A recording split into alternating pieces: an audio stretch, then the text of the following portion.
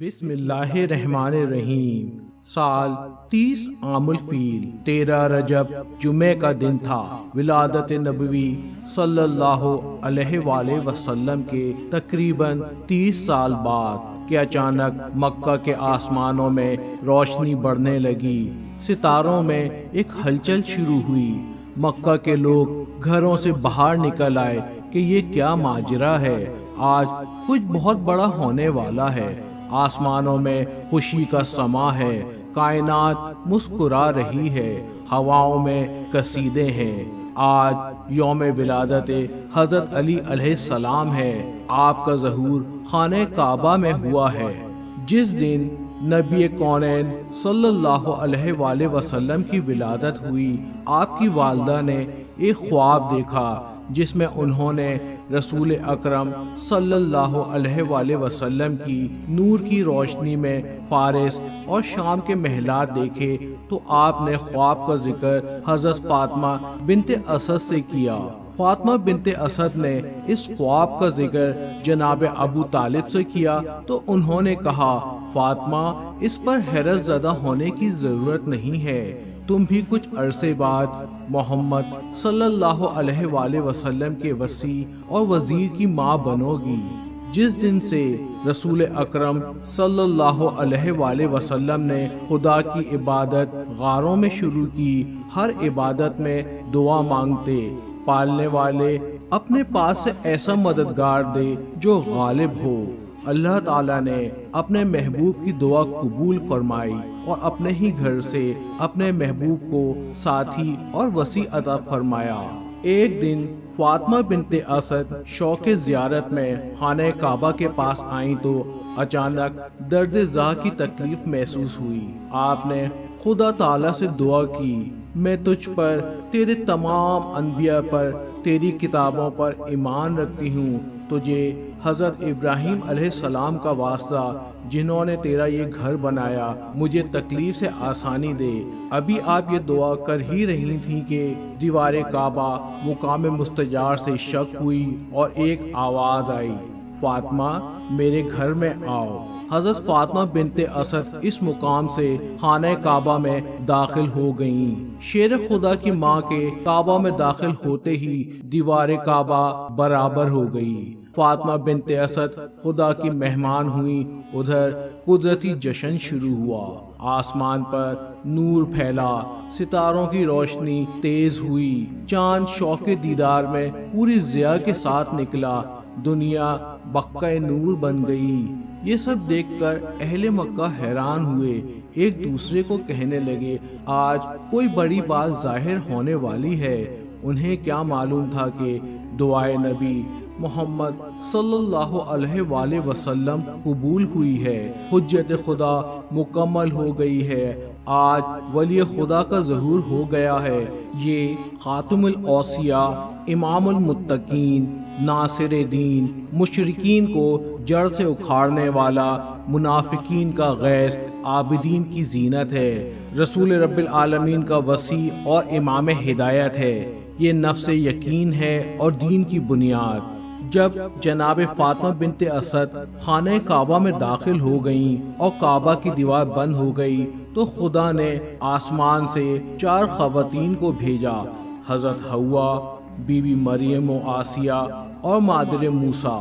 آپ کی ولادت کے بعد بی بی حوا نے بچے کو گود میں لیا، حضرت آسیہ نے ان کو لباس پہنایا، مادر موسیٰ نے خوشبو لگائی، بی بی مریم نے دامن اڑا کر گود میں لیا اور پیشانی چوم کر فاطمہ بنت اسد کے حوالے کیا۔ 3 دن تک فاطمہ بنت اسد کعبہ میں خدا کی مہمان رہیں۔ اس دوران لوگ خانہ کعبہ کے دروازے کو کھولنے کی کوشش کرتے رہے مگر قفل تھا کہ نہ کھلا۔ ادھر فاطمہ بنت اسد بچے کو لے کر خانہ کعبہ سے چلی، ادھر رسول اکرم صلی اللہ علیہ وآلہ وسلم تشریف لائے اور بچے کو گود میں لیا۔ جیسے ہی آپ نے بچے کو گود میں لیا، بچے نے آنکھیں کھولی اور چہرے رسالت کی زیارت کی۔ رسول اکرم صلی اللہ علیہ وآلہ وسلم نے اپنی زبان مبارک بچے کے منہ میں دے کر لعاب دہن چسایا، جس سے علوم اولین و آخرین، مراتب ولایت و امامت آپ کی رگ و ریشہ میں سرایت کر گئے۔ اس دن کو یوم ترویہ کہا گیا، یعنی سیراب کرنے والا دن۔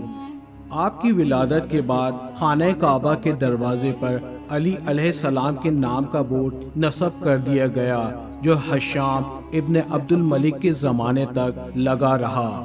مولود کعبہ کا نام ان کے والد جناب ابو طالب نے اپنے جد اعلیٰ کسی کے نام پر زید رکھا۔ آپ کی والدہ فاطمہ بنت اسد نے اپنے والد کے نام پر اسد، اور رسول خدا صلی اللہ علیہ وآلہ وسلم نے باحکم خدا علی رکھا۔ امام زین العابدین علیہ السلام نے فرمایا، ایک دن حبیب خدا کے پاس حضرت علی علیہ السلام، حضرت فاطمہ، حضرت امام حسن حسین علیہ السلام موجود تھے۔ رسول خدا صلی اللہ علیہ وآلہ وسلم نے فرمایا، اس ذات کی قسم جس نے مجھ کو حق کے ساتھ بشیر بنا کر بھیجا، روئے زمین پر ہم سے زیادہ پیاری مخلوق اللہ تعالیٰ کی نظر میں کوئی نہیں ہے۔ اللہ تعالیٰ نے میرے نام کو اپنے نام سے مشتق کیا ہے، وہ محمود ہے، میں محمد ہوں۔ علی، آپ کے نام کو بھی خدا نے اپنے نام سے مشتق کیا ہے، وہ علی اعلیٰ ہے، اور اس نے آپ کا نام علی رکھا ہے۔ روایات میں ہے کہ جب علی علیہ السلام جھولے میں تھے تو ایک اژدہا جھولے پر چڑھ آیا۔ آپ نے ہاتھ بڑھا کر اس کے منہ کو پکڑا اور چیر کر پھینک دیا۔ جب فاطمہ بنت اسد نے یہ ماجرا دیکھا تو بے ساختہ کہہ اٹھیں، میرا یہ بچہ حیدر ہے۔ وہاں سے آپ کا نام حیدر بھی قرار پایا۔ حضرت علی علیہ السلام اپنے ناموں سے متعلق فرماتے ہیں، انجیل میں میرا نام ایلیا اور الہا ہے، تورات میں بری اور زبور میں اری ہے، ہندو کتب میں مجھے کیکو اور رومی زبان میں مجھے بطریس کہا گیا، اہل فارس مجھے ہیر اور اہل ترک مجھے بشیر کے نام سے پکارتے ہیں، زنگی مجھے جتر اور کاہن مجھے بوی کہتے ہیں، حبشی مجھے تبریک اور میری ماں مجھے حیدر کہتی ہے۔ لغت زری میں میرا نام محمود اور عربوں میں میرا نام علی ہے۔ اہل زمین ارمنی مجھے فریق اور میرا باپ مجھے ظہیر کہتا تھا۔ امیر المومنین حضرت علی علیہ السلام کو خدا نے وہ خاندان عطا کیا جس کی عظمت و شرافت پوری جزیرۃ العرب میں مسلم تھی۔ آپ رسول اکرم صلی اللہ علیہ وآلہ وسلم کے ہی گھرانے کے چشم و چراغ تھے۔ رسول اکرم صلی اللہ علیہ وآلہ وسلم اپنے خاندان کی عظمت و بلندی کو بیان کرتے ہوئے فرماتے ہیں، اللہ تعالیٰ نے نسل ابراہیم علیہ السلام سے اسماعیل علیہ السلام کو منتخب کیا، اور نسل اسماعیل سے بنی کنانہ کو، بنی کنانہ میں سے قریش کو، اور قریش میں سے بنی ہاشم کو انتخاب کیا، اور بنی ہاشم سے میرا انتخاب۔ آپ نے مزید فرمایا، میں اور علی ایک شجرے سے تعلق رکھتے ہیں، اس کا گوشت میرا گوشت اور اس کا خون میرا خون ہے۔ حضرت علی علیہ السلام کا شجرہ نسب کچھ یوں ہے، علی علیہ السلام ابن ابو طالب ابن عبد المطلب ابن ہاشم ابن عبد مناف ابن کسی ابن کلاب ابن مرہ ابن کعب ابن لوئی ابن غالب ابن فہر ابن مالک ابن نبسر ابن کنانہ ابن خزیمہ ابن مدرکہ ابن الیاس ابن مزر ابن نزار ابن معاد ابن عدنان ابن عاد ابن عدو ابن یسا ابن حمی ابن سلامہ ابن نبت ابن حمل ابن کیدار ابن اسماعیل ابن ابراہیم علیہ السلام۔ حضرت علی علیہ السلام کے والد کا نام عمران اور آپ کے دادا کا نام عبد المطلب تھا۔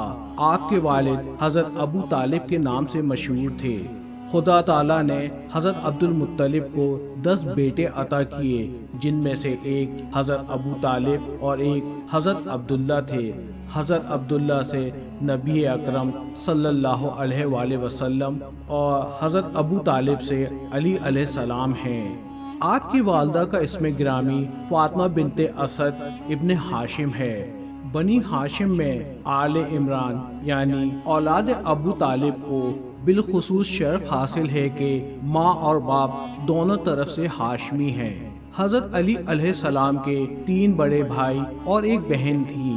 بڑے بھائی جناب طالب، جناب عقیل، جناب جعفر اور آپ کی چھوٹی بہن ام ہانی تھی۔ مولود کعبہ کی پرورش رسول اکرم صلی اللہ علیہ وآلہ وسلم نے فرمائی۔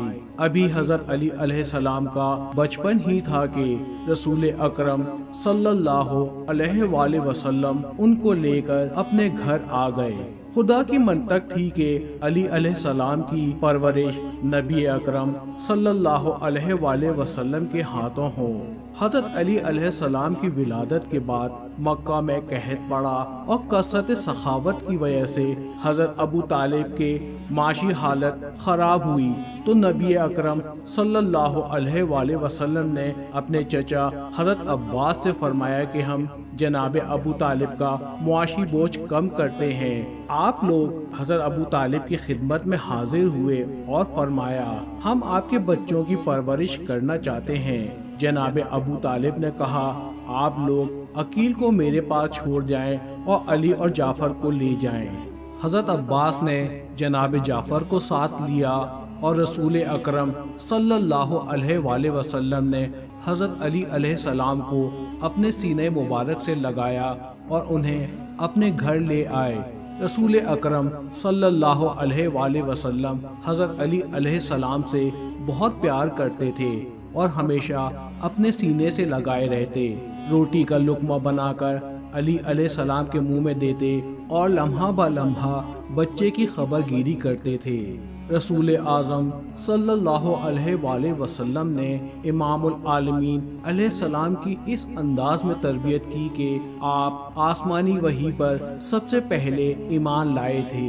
امیر المومنین حضرت علی علیہ السلام خطبہ کاسعہ میں اپنی پرورش کے بارے میں ارشاد فرماتے ہیں، میں نے تو بچپن ہی میں عرب کا سینہ پیوند زمین کر دیا تھا اور قبیلہ ربیہ اور مضر کے ابھرے ہوئے سینگوں کو توڑ دیا تھا۔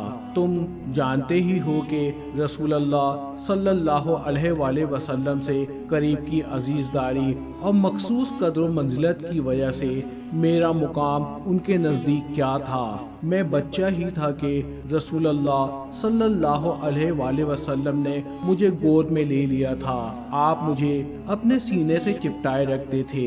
پہلے آپ کسی چیز کو چباتے، پھر اس کے لقمے بنا کر میرے منہ میں دیتے تھے۔ انہوں نے نہ تو میری کسی بات میں جھوٹ کا شائبہ پایا، نہ میرے کسی کام میں لغزش و کمزوری دیکھی۔ اللہ نے آپ کی دودھ بڑھائی کے وقت ہی سے فرشتوں میں سے ایک عظیم المرتبت ملک کو آپ کے ساتھ لگا دیا تھا، جو انہیں شب و روز بزرگ خصلتوں اور پاکیزہ سیرتوں کی راہ پر لے کر چلتا تھا، اور میں ان کے پیچھے پیچھے یوں لگا رہتا جیسے اونٹنی کا بچہ اپنی ماں کے پیچھے۔ آپ ہر روز میرے لیے اخلاق حسنہ کا درس دیتے اور مجھے ان کی پیروی کا حکم دیتے تھے، اور ہر سال کوہ ہیرا میں کچھ عرصہ قیام کرتے تھے، اور وہاں میرے علاوہ کوئی انہیں نہیں دیکھتا تھا۔ اس وقت رسول اللہ صلی اللہ علیہ وسلم اور ام المومنین حضرت خدیجہ کے گھر کے علاوہ کسی گھر کی چار دیواری میں اسلام نہ تھا، البتہ تیسرا میں تھا۔ میں وحی اور رسالت کا نور دیکھتا تھا اور نبوت کی خوشبو سونگھتا تھا۔ امیر المومنین علیہ السلام سیدھی سادی وضع کا عام اور کم قیمت لباس پہنتے تھے، جو عرب میں اس وقت کا غریب اور متوسط طبقہ پہنا کرتا تھا۔ بعض اوقات اس سطح سے بھی گر جاتا تھا۔ سر پر منڈی ہوئی عربی ٹوپی پر سیاہ یا سفید یا سبز عمامہ، گلے میں موٹے کپڑے کی قمیض کبھی کبھی پشمینہ کا جبہ اور ردا، پاؤں میں ڈھیلا ڈھالا پاجامہ، ٹخنوں تک تہبند، پیروں میں لیف خرما سے بنی ہوئی عربی جوتی یا چمڑے کا موزہ، لباس موٹا اور سفید استعمال کرتے تھے۔ اتنا خیال رکھتے تھے کہ کپڑے پھٹے ہوئے پرانے ہوں، پیونددار ہوں مگر صاف ہوں۔ خوشبو کو پسند کرتے تھے، سونگھنے کے وقت خوش ہو کر ذکر الہی میں مشغول ہو جاتے۔ حضرت علی علیہ السلام 4 انگوٹھیاں پہنا کرتے تھے، یاقوت کی، فیروزے کی، حدید چینی اور عقیق۔ ایک دن ایک فقیر مسجد نبوی میں داخل ہوا اور صدا دی، ہے کوئی مسلمان راہ خدا میں کچھ دینے والا؟ سب لوگ نماز میں مشغول تھے۔ جب اس نے 3 دفعہ یہ صدا بلند کی اور کچھ نہ ملا تو اس نے آسمان کی طرف منہ کر کے صدا دی، اللہ تو گواہ رہنا، تیرے گھر آیا تھا، تیرے مسلمانوں سے کچھ مانگ رہا تھا، کچھ نہ ملا۔ اس وقت حضرت علی علیہ السلام جو کہ حالت رکوع میں تھے، آپ نے اشارہ کیا اور اس فقیر نے آپ کی انگلی سے انگوٹھی اتار لی۔ اس وقت یہ آیت نازل ہوئی، سورہ مائدہ، تمہارا ولی اللہ ہے اور اللہ کا رسول اور مومنین میں وہ جو نماز قائم کرے اور حالت رکوع میں زکوٰۃ دے۔ حضرت علی علیہ السلام کا کھانا لباس کی طرح سادہ تھا۔ تمام عمر جو کے آٹے کی روٹی کھائی اور کبھی سیر ہو کر نہ کھایا، گیہوں کو کبھی ہاتھ نہ لگایا، زیادہ تر سوکھے ٹکڑے پانی میں بھگو کر کھاتے، کبھی کبھی نمک کے ساتھ، گاہے بگاہے سرکے سے نوش فرماتے تھے۔ شہد کو مفید اور باحکم خدا شفا سمجھ کر کبھی کبھی نوش فرما لیتے تھے۔ گوشت کبھی تناول نہ فرمایا، اکثر واس کرتے تھے کہ اپنے پیٹوں کو حیوانات کا مقبرہ نہ بناؤ۔ حضرت علی علیہ السلام کی سواری کا نام مجالی اور دلدل تھا۔ اللہ تعالیٰ نے قرآن مجید میں سورہ العادیات آیت نمبر 1 تا 5 میں حضرت علی علیہ السلام کے گھوڑے کی قسم کھائی ہے۔ اس سورہ میں اللہ تعالیٰ فرماتے ہیں، میدان جہاد میں تیز دوڑنے والے گھوڑوں کی قسم جو ہانپتے ہیں، پھر جو پتھروں پر سم مار کر چنگاریاں نکالتے ہیں، پھر جو صبح ہوتے ہی دشمن پر حملہ کرتے ہیں، پھر اس حملے والی جگہ سے گرد و غبار اڑاتے ہیں، پھر اسی وقت دشمن کے لشکر میں گھس جاتے ہیں۔ یہ سورہ جنگ ذات سلاسل کے وقت 8 ہجری میں نازل ہوئی۔ دشمنان اسلام 12,000 کے لشکر کے ساتھ سرزمین پالش میں جمع تھے اور ارادہ تھا کہ نعوذ باللہ محمد صلی اللہ علیہ وآلہ وسلم اور علی علیہ السلام کو قتل کر کے ہی رہیں گے۔ رسول خدا نے ایک بڑی جماعت صحابہ کی بھیجی مگر وہ ناکام رہے۔ پھر حضرت علی علیہ السلام کی قیادت میں لشکر بھیجا۔ حضرت علی علیہ السلام رسول خدا صلی اللہ علیہ وآلہ وسلم کی ہدایت کے مطابق تیز رفتاری سے رات کو سفر کر کے وہاں فجر کے وقت جا پہنچے اور محاصرہ کر کے دعوت اسلام دی، مگر انہوں نے قبول نہ کی۔ آپ نے ابھی فضا تاریخی تھی کہ حملہ کر کے فتح حاصل کی۔ ادھر رسول خدا نے مسجد نبوی میں یہ سورت تلاوت کی۔ حضرت علی علیہ السلام کی تلوار کا نام ذوالفقار تھا۔ یہ تلوار جنگ احد میں حضرت جبرائیل علیہ السلام نے پہنچائی تھی۔ واقعہ کچھ یوں ہے کہ جنگ احد میں جب کفار مسلمانوں پر غالب آنے لگے اور لوگ میدان چھوڑ کر بھاگ رہے تھے، اس وقت کفار کی کوشش تھی کہ وہ نبی کریم صلی اللہ علیہ وآلہ وسلم کو شہید کر دیں، مگر حضرت علی علیہ السلام دشمنان کے سامنے آہنی دیوار بن گئے۔ کفار کی تعداد کثیر تھی۔ جنگ کرتے کرتے حضرت علی علیہ السلام کی تلوار ٹوٹ گئی۔ اس وقت خدا کے حکم سے حضرت جبرائیل علیہ السلام ذوالفقار لے کر آئے اور رسول خدا کو دی۔ آپ نے یہ تلوار حضرت علی علیہ السلام کے حوالے کی۔ حضرت علی علیہ السلام کی جنگ دیکھ کر اس وقت حضرت جبرائیل علیہ السلام نے کہا، لا فتح الا علی لا سیف الا ذوالفقار، یعنی کوئی جوان نہیں سوائے علی کے اور کوئی تلوار نہیں سوائے ذوالفقار کے۔ رسول اکرم صلی اللہ علیہ وآلہ وسلم کی صاحبزادی حضرت فاطمہ علیہ السلام کا نکاح حضرت علی علیہ السلام کے ساتھ 15 رجب سن 2 ہجری میں ہوا۔ 19 ذوالحجہ کو آپ کی رخصتی ہوئی۔ اس وقت آپ کی عمر مبارک 24 سال اور حضرت فاطمہ علیہ السلام کی عمر 9 سال تھی۔ ابھی آپ 18 سال ہی کی ہوئی تھی کہ آپ کی شہادت ہو گئی۔ حضرت علی علیہ السلام نے حضرت فاطمہ علیہ السلام کی حیات میں دوسری شادی نہ کی۔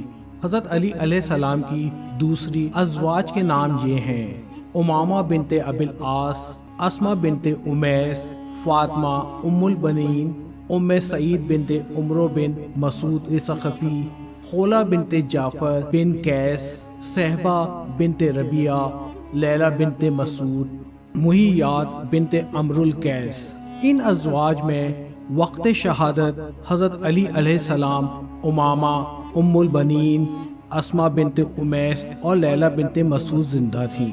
حضرت فاطمہ سلام اللہ علیہ کے بطن اطہر سے حضرت امام حسن علیہ السلام، امام حسین علیہ السلام، حضرت زینب کبریٰ سلام اللہ علیہ، حضرت ام کلثوم سلام اللہ علیہ، حضرت ام البنین بنت حزام کے بطن اطہر سے حضرت عباس علیہ السلام، حضرت عبداللہ، حضرت عثمان اور حضرت جعفر محمد خولہ بنت جعفر بن قیس سے پیدا ہوئے۔ ابو بکر، عبید اللہ، حضرت لیلہ سے پیدا ہوئے۔ حضرت اسماء بنت امیس سے حضرت یحییٰ اور حضرت اون تھے۔ حضرت محمد اوسط حضرت امامہ بنت ابی العاص سے، حضرت صہبہ سے حضرت عمر اور حضرت رقیہ پیدا ہوئیں۔ رسول اکرم صلی اللہ علیہ وآلہ وسلم فرماتے ہیں: جس شخص نے علی علیہ السلام کے فضائل میں سے ایک بھی فضیلت کا اقرار کرتے ہوئے ذکر کیا اور ان فضائل میں سے ایک بھی فضیلت کو تحریر کیا، تو جب تک اس کتاب کا نشان باقی رہے گا فرشتگان خدا اس کے لیے استغفار کرتے رہیں گے اور اس کے تمام گناہ معاف کر دیے جائیں گے۔ آپ نے مزید فرمایا: علی علیہ السلام کے چہرے کو دیکھنا عبادت ہے۔ آپ نے فرمایا: علی میں جناب لوط کی نرم مزاجی، جناب یحییٰ کا اخلاق، حضرت ایوب کا زہد، حضرت ابراہیم کی سخاوت، حضرت سلمان کا دبدبہ، جناب داؤد کی عظمت ہے۔ علی میرا رفیق سفر ہے، علی مجھ سے ہے اور میں علی سے ہوں۔ جس نے علی سے دشمنی کی اس نے مجھ سے دشمنی کی۔ علی کی محبت نعمت ہے اور اطاعت علی فضیلت ہے۔ آپ نے مزید فرمایا: میں علم کا شہر ہوں اور علی اس کا دروازہ۔ رسول خدا نے مزید فرمایا کہ حضرت جبرائیل علیہ السلام نے مجھے بتایا کہ اللہ تعالیٰ ارشاد فرماتے ہیں: علی میری محبت کو قائم کرنے والا ہے، علی کے موالی کو کبھی عذاب نہ کروں گا اور علی کے دشمن کو کبھی معاف نہیں کروں گا۔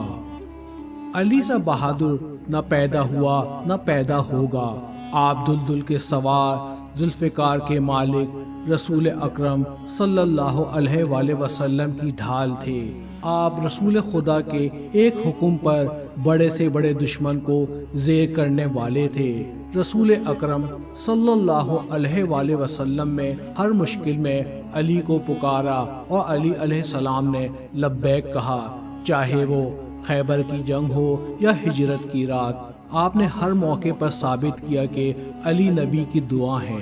خیبر میں جب 39 دن تک مسلمان پسپا ہوتے رہے تو نبی کریم صلی اللہ علیہ وآلہ وسلم نے اعلان فرمایا: میں کل ضرور اس کو علم دوں گا جو مرد ہوگا اور وہ اللہ اور اس کے رسول سے محبت کرنے والا ہوگا اور اللہ اور اس کا رسول اس سے محبت کرتے ہوں گے۔ وہ کرار غیر فرار ہوگا، وہ اس وقت تک واپس نہ آئے گا جب تک خدا اس کے ہاتھوں پر خیبر کو فتح نہ کر دے۔ اس کے بعد آپ نے حضرت علی علیہ السلام کو کچھ اس طرح پکارا: ناد علی انگ مظہر العجائب۔ حضرت علی علیہ السلام آشوب چشم کی وجہ سے جنگ میں شامل نہ ہوئے تھے، مگر آپ صلی اللہ علیہ وآلہ وسلم کی پکار پر آپ نے لبیک کہا۔ رسول خدا صلی اللہ علیہ وآلہ وسلم نے آپ کو یہ علم دیا۔ حضرت علی علیہ السلام نے اس جنگ میں یہودیوں کے 2 بڑے پہلوانوں کو جو مسلمانوں کو بھاگنے پر مجبور کر رہے تھے، حارث اور مرحب کو واصل جہنم کیا اور در خیبر اکھاڑ کر پھینک دیا۔ جنگ خندق میں جب پورا عرب مٹھی بھر مسلمانوں کے خلاف جنگ پر آمادہ ہوا اور مدینے کا محاصرہ کیا جس کے گرد مسلمانوں نے خندق کھودی تھی، اس لشکر میں مشہور جنگجو پہلوان عمرو بن عبد ود بھی شامل تھا، جو کہ تنہا 1000 افراد سے جنگ کرتا تھا۔ اس کو فارس یلیل بھی کہتے تھے، کیونکہ مقام یلیل پر اس نے تنہا بنو بکر کی پوری فوج کے دستے کو بھاگنے پر مجبور کر دیا تھا۔ وہ خندق پار کر کے مسلمانوں کے سامنے میدان میں آ گیا اور کہنے لگا، کوئی ہے جو میرے مقابلے میں آئے؟ اس کے خوف کی وجہ سے کسی کی ہمت نہ ہوئی۔ حضرت علی علیہ السلام اس کے مقابلے میں تیار ہوئے تو نبی کریم نے فرمایا، آج کل ایمان کل کفر کے مقابلے پر جا رہا ہے۔ حضرت علی علیہ السلام نے اس جنگجو کو ایک ایسی ضرب لگائی کہ اس کے دونوں پاؤں جسم سے جدا ہوئے۔ اس موقع پر رسول خدا نے فرمایا، خندق کے دن کی علی کی ایک ضربت ثقلین کی عبادت سے افضل ہے۔ حضرت علی علیہ السلام نے کئی جنگوں میں بڑے بڑے جنگجوؤں کو واصل جہنم کیا اور فتح حاصل کر کے ثابت کیا کہ ان سے جری، شجاع و بہادر کوئی نہیں۔ لیکن شب ہجرت آپ علیہ السلام نے رسول خدا صلی اللہ علیہ وآلہ وسلم کے بستر پر سو کر اور آپ کی جان بچا کر ثابت کر دیا کہ میدان جنگ ہو یا زیر تلوار سونا، علی ہر میدان کا فاتح ہے۔ علی علیہ السلام کو میدان جنگ میں زیر کرنا ممکن نہ تھا تو دشمن نے آپ کو حالت نماز میں شہید کرنے کی سازش رچی۔